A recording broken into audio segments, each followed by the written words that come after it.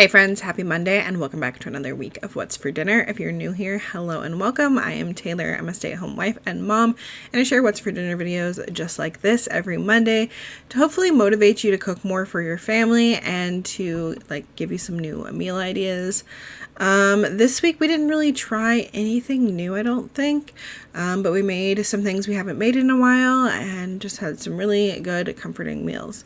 So let's go ahead and get into this week's What's for Dinner.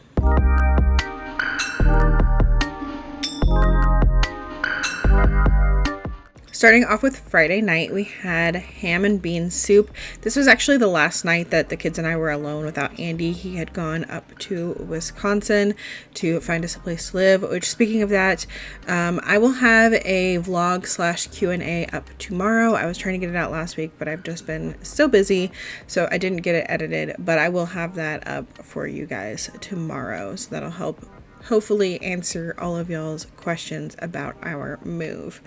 But Andy doesn't like ham and bean soup, and so usually I make this for lunch for myself and the kids after Easter or Christmas, but since he was going to be out of town, I went ahead and made it for dinner.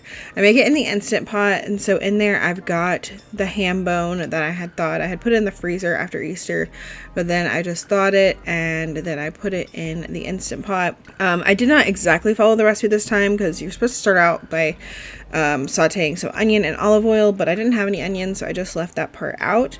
And so with my ham bone in there, I added some diced celery, diced carrots, 1 bag of the 15 bean soup mix of all the beans, and then also the seasoning packet. And then I did do some minced onion since I didn't have fresh onion. Gonna add in a bay leaf, 4 cups of chicken broth, 4 cups of water, and then give that a good stir as much as you can. It's kind of hard with the ham bone in there. And then I put a lid on this and cook this on manual high pressure for 60 minutes. It did take a little while to come up to pressure. And then once it's done cooking, you can do a quick release and then open it up and pull out the ham bone and pull off as much meat as you can. A lot of the meat just falls off really easily, but I picked off any other meat I could, added that to the soup, and then this was ready to serve. We had it with some cornbread on the side, and this is great for leftovers too. The kids and I had this for lunch the next 2 days, I think, and it is really good. If you like ham and bean soup, I definitely recommend trying this recipe. Saturday was Andy's first night back for dinner, and I had to pick him up around 6 o'clock, so I knew I wanted something really easy for dinner. So we just did burgers and then chips and French onion dip, and I made the burgers in my cast iron pan this time, and they were really good. We had, of course, all the burger toppings: lettuce, tomato, cheese, ketchup, mustard, and yeah, super simple. Had them on brioche buns from Aldi. Sunday night we had sheet pan roasted potatoes and smoked sausage, and so here I have a couple russet potatoes that I have washed and then diced up, and then I am seasoning them all over with some garlic powder, onion, salt, pepper, and garlic powder, and then I am also going in with some paprika and then a Lipton onion soup packet and some olive oil, and then just tossing those around really well so that they get coated. And then these went in the oven on 425 for 25 minutes. After the 25 minutes, I went in and tossed them around, make sure they weren't sticking to the pan too much, and then I added on a sliced smoked sausage and then stuck these back in the oven on 425 for another 15 minutes to cook the sausage and finish cooking the potatoes. To go with this, I just made a can of green beans on the side. If you like fresh green beans, you could definitely do those on the sheet pan with this, but my family just doesn't really care for fresh green beans. So we always do canned green beans, and I season them with a little bit of the Badia Complete seasoning, a little bit of chicken bouillon powder, and garlic powder, and that's usually it. Sometimes I add butter, but lately I haven't been doing that. Monday night, we had some garlic parmesan pasta, pork chops, and peas. The pork chops are super simple. I just seasoned them all over, I think with the Tony's Creole seasoning and maybe some garlic powder. But then I was trying a new recipe for a little side dish. I'm trying to use up pasta that I have in the cabinet, and this used up some angel hair that I had. So it's garlic parmesan pasta in one pot. I'm starting off by melting 2 tablespoons of butter, and then I've got some garlic in there. I'm using the frozen garlic cubes. Again, something I'm trying to use up, but you could definitely use fresh minced garlic if you want. Once that's all like melted and the garlic is fragrant, I'm going to add in 2 cups of chicken broth and 1 cup of milk. I stirred that in, and then I'm going to bring this to a boil. And then as soon as it comes to a boil, I'm going to add in the pasta. I did 8 ounces of angel hair pasta, and you just kind of like get it in there, and then I use tongs to kind of twist it into the skillet. You could break them in half if you want to. The recipe said that, but I just kind of stood there over it and let it start to soften and twist them around into the liquid. And then you're gonna let the pasta simmer for like 4 to 5 minutes. Angel hair does not take very long at all, and you do want to make sure you keep stirring it so that the pasta doesn't stick together. Then once the pasta was done, I added in another tablespoon of butter and then some Parmesan cheese. I used the green shaky kind from the fridge, but if you have fresh grated Parmesan cheese, then I think it would be even better. But add as much cheese as you want, and then I turned off the heat and just let this sit, and it started to thicken as it sat. And again, we had this with pork chops and some peas on the side. My peas, I always do butter and some garlic powder and salt and pepper, and that's it. The next night we had chicken cobbler, which I have made this recipe before. It originally comes from Your Barefoot Neighbor over on TikTok, but recently I saw Dollar Tree Dinners here on YouTube and TikTok post this her way with all Dollar Tree ingredients, and I was like, oh yes, I want to make that again. And I used like some of her like recommendations to make the recipe, so I am following it like kind of her way. So I'm going to leave both linked down below. I'm starting off with 1 stick of butter, and I'm putting that in my 9x13 pan, and then this is going to go in the oven while it preheats to 375. They both did it at 350, but my oven tends to run like not as hot, so I did 375 and it turned out perfect. Then we drained some canned chicken. This is a large can of chicken, and we're kind of like breaking it up so that's not big chunks, and we did reserve the liquid from this. That is something that Dollar Tree Dinners recommends that you do, because otherwise you're like wasting that chicken broth flavor.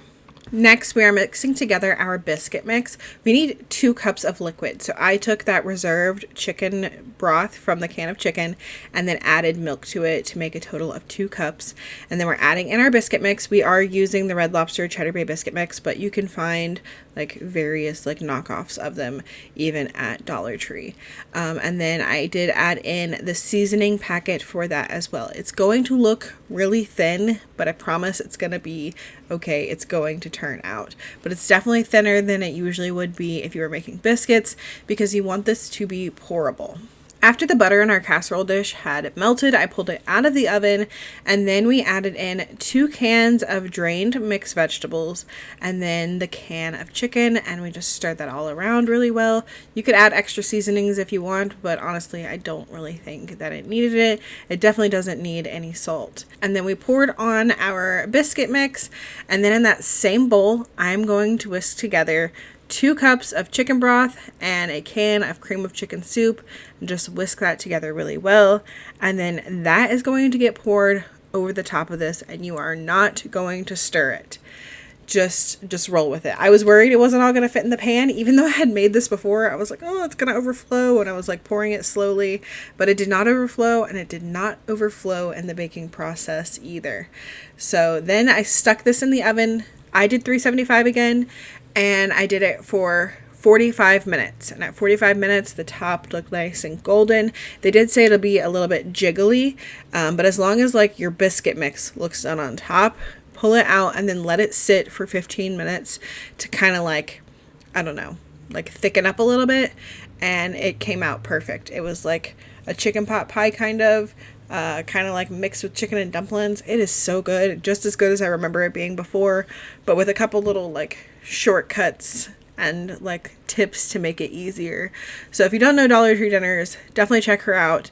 I will leave her YouTube link down below as well as her TikTok, but I know a lot of you aren't on TikTok, but she has some great like money saving ideas and recipe ideas for things that you can make with all Dollar Tree ingredients.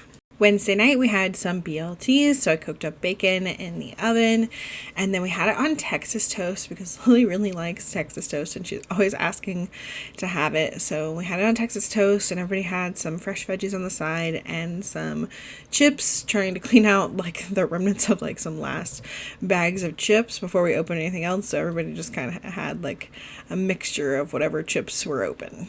And finally, the last meal of the week, which is probably my favorite meal, and I told everybody while we were eating this that I could eat this every single day. They could eat spaghetti and stuff, I could eat this every single day.